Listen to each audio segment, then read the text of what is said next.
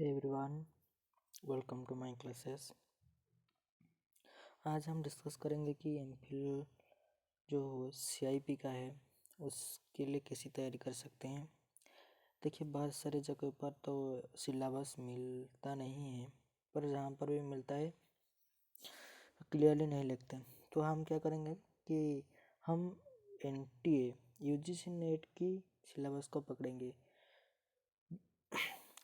जो साइकोलॉजी का एग्ज़ाम होता है, हम तो उसके ऊपर सबसे ऊपर रखेंगे UGC नेट को। उससे तो हार्ड क्वेश्चन कोई भी इंस्टीट्यूट और कोई एग्ज़ाम में पूछा नहीं जाता, तो इसलिए हम टॉप को पकड़ लेते हैं। तो उसके सिलेबस के हिसाब से हम पढ़ाई करेंगे। तो बता देता हूँ कि जो UGC का सिलेबस है वो कुल 10 यूनिट 10 यूनिट में विभाजित है।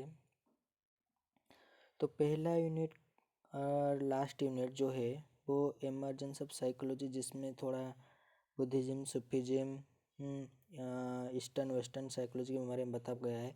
पर इसमें आप ज़्यादा अंदर मत जाना, सिर्फ आप उसकी थोड़ा हिस्ट्री को कवर कर लोगे, जो है बिहेवियरिज्म, साइकोएनालिटिक, गेस्टल साइकोलॉजी के ओवरव्यू की तरह। उसके बाद हम रिसर्च और स्टैटिस्टिक को पकड़ेंगे।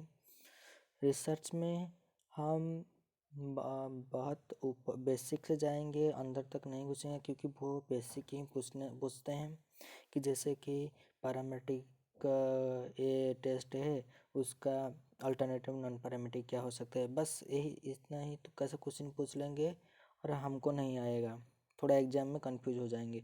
तो इसलिए हम बेसिक को पकड़ेंगे और बेसिक को बहुत सारे क्लियर करेंगे।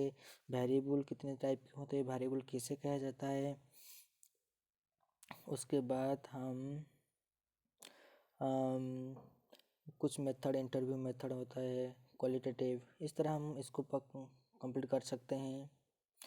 कोरिलेशन को भी थोड़ा पढ़ सकते हैं। उसके बाद हम टेस्टिंग में हम क्या करेंगे ना, रिलायबिलिटी, वैलिडिटी, नॉर्म क्या होती है, और वो बहुत सारे टेस्ट के बारे में पूछते हैं, जैसे कि पर्सनैलिटी टेस्ट है, क्या मेजर करता है, इसमें कौन सा कंपोनेंट है, कौन सा स्केल है, लाई स्केल है या नहीं।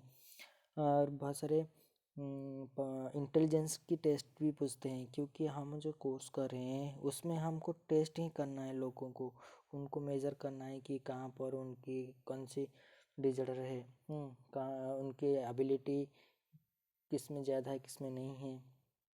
बस टेक्निकली इतना ही पढ़ना है। उसके बाद हम पढ़ते हैं बायोलॉजिकल बेसिस ऑफ बिहेवियर, जो हम +3 से ग्रेजुएशन पोस्ट ग्रेजुएशन पढ़ के आए हैं, बस उतना ही पढ़ना है, कुछ ज़्यादा अंदर तक नहीं जाना है। अगर आप एमफिल के लिए सिर्फ तैयारी कर रहे हैं, बायोलॉजिकल बेसिस ऑफ बिहेवियर में हम पहले न्यूरॉन को पढ़ेंगे। न्यूरॉन कितने टाइप के होते हैं, न्यूरॉन का स्ट्रक्चर क्या होता है, वो जो सिनेप्टिक ट्रांसमिशन होता है, न्यूरोट्रांसमीटर के बारे में पढ़ेंगे। तो हम उसके बाद कवर कर सकते हैं सेंट्रल नर्वस सिस्टम और पेरिफेरल नर्वस सिस्टम। कुल मिलाकर नर्वस सिस्टम को कंप्लीट करेंगे, उसका स्ट्रक्चर, उसका फंक्शन क्या है, ब्रेन का कौन सा पार्ट किसके लिए रिस्पॉन्सिबल है। उसके बाद हम जो टेक्निक है ये मेजर करते हैं कि कौन PET स्कैन जैसे होता है, MRI स्कैन होता है, वो क्या करता है और उसमें क्या यूज होता है। तो हम एंडोक्राइन सिस्टम को कंप्लीट कर सकते हैं, जो मस्कुलर एंड ग्लैंडुलर सिस्टम है उसमें जो पिनियल ग्लैंड ही है। उसके बाद इसमें लिखा है कि हंगर, थ्रस्ट, स्लीप, फ्लेक्स, आप इतनों को भी करना पड़ेगा कि हंगर क्या न्यूरोट्रांसमीटर हेल्प करता है, कौन सा हार्मोन काम करता है अगर। उसके बाद हम लिम्बिक सिस्टम, हार्मोनल रेगुलेशन हमने बता दी।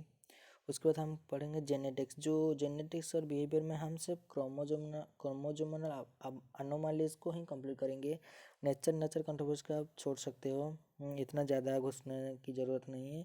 वो जो कौन सा क्रोमोजोम में हमारा डिफेक्ट आया तो हमारा ये डिजॉर्डर होता है, जैसे कि टर्नर सिंड्रोम होता है, डाउन सिंड्रोम होता है। क्रोमोजोम 21 में जब कोई डिफेक्ट आता है तो हमारा डाउन सिंड्रोम, इस तरह क्वेश्चन आता है। तो हम क्वेश्चन के हिसाब से क्वेश्चन सॉरी कि हम एग्जाम ओरिएंटेड होकर पढ़ेंगे, ना कि नॉलेज, क्योंकि हमारे पास टाइम कम है। February 20 में आपको पता है कि एग्ज़ाम होने वाला है। तो देखिए, ख़त्म हुआ कि बायो में हम पहले पढ़े जो नर्वस सिस्टम, जिसमें हम न्यूरॉन्स को कंप्लीट किए, न्यूरल ट्रांसमिशन, न्यूरोट्रांसमीटर पढ़े। उसके बाद central nervous system, peripheral nervous system, जिसमें हम ब्रेन, स्पाइनल कॉर्ड आता है। उसके बाद सारी मेथड्स, हम किस तरह मेज़र करते हैं हमारी ब्रेन फ्रिक्वेंसी को। उसके बाद हमने पढ़ा एंडोक्राइन सिस्टम के बारे में, जो ग्लैंड्स होते हैं हमारे बॉडी में। हंगर, थ्रस्ट, स्लीप, सेक्स के बारे में पढ़ेंगे। लिम्बिक सिस्टम के बारे में। उसके बाद क्रोमोसोमल एनोमलीज के बारे में। ओके, आपके इतने से आपको अंदर एक कॉन्फिडेंस आ जाएगा कि हाँ बायो कंप्लीट हो गया, मेरा स्टैटिस्टिक भी कुछ भी स्टैटिस्टिक में थोड़ा कॉन्फिडेंस आ गया है। तो उसके बाद हम जो पढ़ते थे, जो अटेंशन पढ़ते थे, लर्निंग, मेमोरी पढ़ते थे, आप इसके लिए कोई भी जनरल साइकोलॉजी बुक ले सकते हो, जैसे सिक्रेली जो हमारे आता है वो कौन सा NCERT का वो बुक आता है +2 का, वो बहुत अच्छा है। कुछ नहीं है तो आप बैरन भी ले सकते हो, कोई ज़रूरत नहीं है।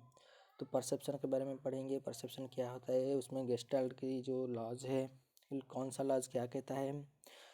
सिग्नल डिटेक्शन थ्योरी को इतना ज़्यादा घुसना ज़रूरत नहीं है, पर आप पढ़ सकते हो। लर्निंग प्रोसेस के बारे में पढ़ेंगे, जो क्लासिकल कंडीशनिंग, ऑपरेंट कंडीशनिंग है, बहुत सारे को। उसके बाद मेमोरी में कौन सा थ्योरी क्या कहा है और कौन सा मेमोरी किससे रिलेटेड। जैसे सेमेंटिक मेमोरी हम पढ़ते हैं कि हमारी मीनिंग से, कोई चीज़ की मीनिंग से, नॉलेज से, फैक्ट से, जब ये है। कोई एपिसोडिक मेमोरी हमारी लाइफ के जो एपिसोड्स होते हैं, मतलब एक इवेंट का, उसका जो नॉलेज होता है, जो उसको एपिसोडिक मेमोरी कहते हैं। बस और कुछ नहीं, फॉरगेटिंग उसमें कवर हो जाएगा। हम थिंकिंग, इंटेलिजेंस, क्रिएटिविटी को बाद में करेंगे, पर्सनालिटी को भी बात करेंगे। हम क्या करेंगे कि इंटेलिजेंस और पर्सनालिटी में बहुत सारी थ्योरीज हैं, तो हम उनको थोड़ा पीछे करते हैं कि थोड़ा टाइम लगेगा ना, तो पीछे करने से हमारे जो कंप्लीट हो गया 100% है, अगर हम 70% कंप्लीट कर लेते हैं तो हमारा रिवीजन चल रहेगा, और जो 30% है वो धीरे धीरे कंप्लीट करेंगे। तो इसलिए हम दोनों को स्किप कर सकते हैं। हम मोटिवेशन, इमोशन को कंप्लीट कर लेंगे। कोई भी जनरल साइकोलॉजी बुक में बहुत सारा अच्छा है, जो मैंने ऑलरेडी बता चुका हूँ। उसके बाद हम चलते हैं सोशल साइकोलॉजी। सोशल साइकोलॉजी एक ऐसा टॉपिक है जो आपको बहुत हेल्प करेगा आपकी पढ़ाई में, आपकी लाइफ में, जहाँ पर भी जगह हो, क्योंकि इसमें एग्जाम्पल भर भर कर हैं। तो मैं इस सिलेबस में जो दिया गया है उसको ना देखे तो मैं कहना चाहता हूँ, आप सोशल साइकोलॉजी इस टर्म को पकड़िए। एक बुक है जो वेरन, हाँ, उस बुक के जो चैप्टर हैं, कुल मिला के 10-12 चैप्टर हैं।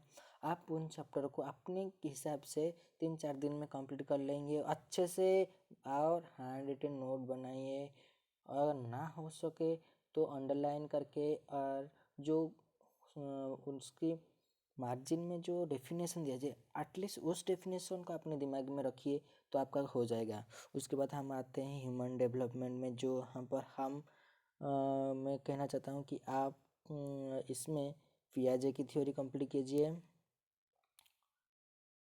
वाइगोत्स्काई की कंप्लीट कीजिए, मोरल डेवलपमेंट की